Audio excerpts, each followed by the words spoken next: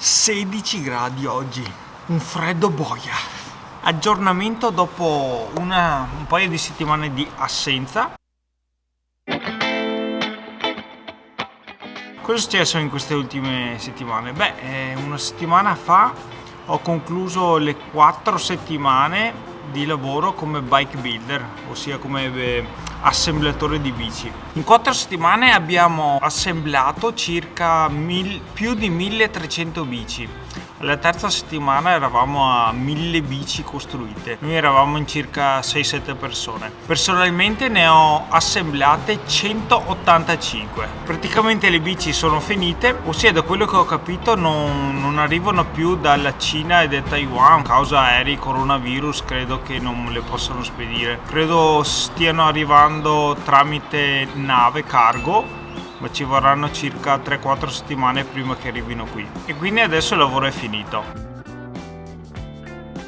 Dopo aver lavorato circa 42 ore a settimana come bike builder, poi facendo un'ora e mezza, 2 ore al giorno le pulizie la mattina prima di andare a lavorare, ho lavorato una media di circa 54 ore a settimana. Il weekend scorso sono arrivato abbastanza cotto, dopo un periodo al 100% a manetta, facendo tutto sempre di corsa, guardando l'orologio in quanto la mia giornata si scandiva al minuto. Non so, super svaccamento totale, e mi sono fatto anche un paio di pisolini durante il giorno che di solito non faccio mai, e la corsa giornaliera abbastanza stanchetto, però si va avanti sempre. Poi sarà sto clima che col freddo che io odio, un po' la stanchezza fisica e mentale, però è un periodo abbastanza scazzo questo.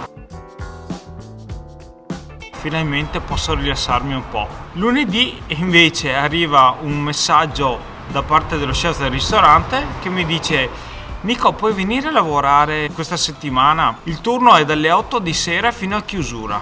Cazzarola, ha detto. Almeno volevo farmi una settimana di relax, e invece a causa della riapertura dei ristoranti in questa prima fase delle 3 che stanno programmando qui in Australia, adesso si può cenare all'interno del locale al massimo 10 persone. Hanno bisogno di nuovo del kitchen hand, ossia del lavapiatti, che li aiuti in cucina.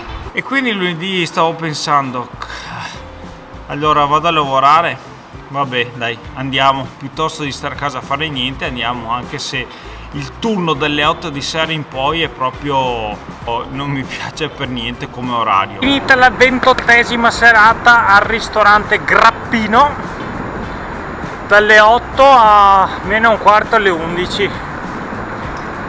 Che lunga. Devo lavare una montagna di pentole, piatti, tutti quelli del giorno, perché non c'è nessuno che lava i piatti durante il pranzo e la cena. Io arrivo alle 8 e devo lavare tutto il resto. È lunga. Piuttosto vado a fare un lavoro alle 5 di mattina fino a mezzogiorno. Martedì sera ho reiniziato a lavorare al ristorante. Gli chef mi hanno spiegato che durante questo periodo di chiusura comunque loro hanno lavorato, in quanto il ristorante faceva asporto, e quindi bene per loro, perché hanno potuto comunque avere uno stipendio. Tra l'altro avrei voluto restare a casa comunque e richiedere job seeker, ossia questo assegno di disoccupazione che il governo sta dando a quelli che stanno a casa. Purtroppo non ho potuto usufruire di questo. Il bilancio di questo lavoro di 4 settimane a costruire bici è stato abbastanza positivo. Per essere un apprendistato pagato ho preso quasi sui $3.000, che sono circa quasi 1.800 euro. Mica male per un apprendistato. In Italia non credo che si arrivino a questi livelli di paga. Mi mancherà un po' la routine quotidiana di andare al lavoro a costruire bici, perché il lavoro in sé mi piaceva parecchio. Le uniche cose che non mi mancheranno di questa ex routine lavorativa saranno le salite che devo fare in bicicletta e farmi la corsa di sera, che non mi piace per niente col buio. In questa settimana ho dovuto cambiare la mia routine giornaliera. Mi posso per fortuna alzare un po' più tardi, Prima mi alzavo alle 5 e un quarto perché iniziavo a fare le pulizie in ostello alle 5 e mezza. Faccio le pulizie, per chi non lo sapesse, in cambio dell'affitto. Adesso posso iniziare alle 7 di mattina. Poi finite le pulizie faccio le mie solite robe. Le cose che non mancano mai sono la corsetta quotidiana e prepararmi da mangiare, il momento felice della giornata. Per ottimizzare il sonno vado a farmi un pisolino di un paio d'ore prima di andare a lavorare, perché di solito adesso lavoro dalle 8 e finisco, la prima sera ho finito presto alle 10, però nelle ultime due ho finito quasi alle 11 di sera. Poi vado a casa e io non sono in grado di andare a letto subito, devo rilassarmi. Quando torno a casa mangio con calma e vado a letto circa mezzanotte. Siccome devo dormire almeno 8 ore, per compensare il sonno vado a dormire un paio d'ore il pomeriggio. Beh, qui si sta avvicinando l'inverno che inizierà il 1° giugno. D'inverno però le temperature si aggirano sui 20 gradi di giorno. Oggi qui c'è una massima di 16. Infatti è la temperatura più bassa registrata durante il giorno dal 2013, mi sembra. L'ironia è che sono venuto qui a Brisbane, un po' più a nord, per godermi un inverno più mite. Invece arrivo e questo è l'inverno che sarà più freddo nell'ultimo decennio. No dai, speriamo che questo sia un episodio isolato e che st'inverno facciano almeno 20 gradi, ma per il resto tutto regolare. Per fortuna che in ostello mi sono fornito di 2 coperte molto spesse per dormire e quindi non ho problemi con il freddo durante il sonno, però durante il giorno non c'è riscaldamento e quindi avendo al massimo 2 strati di vestiti soffro un po' ancora il freddo. Beh, vediamo come andrà la settimana prossima e che turno mi daranno al lavoro. Diciamo che questo turno non mi piace proprio per niente, però meglio che stare a casa a far nulla. Beh, aggiornamento coronavirus, qui è iniziata la fase di rilassamento, come credo tutto il resto del mondo. Il governo ha previsto 3 fasi di riapertura. La prima fase è iniziata il 10 maggio e durerà fino al 12 giugno e la seconda inizierà il 12 giugno fino a, mi sembra, metà luglio. Poi vedremo come andranno le cose.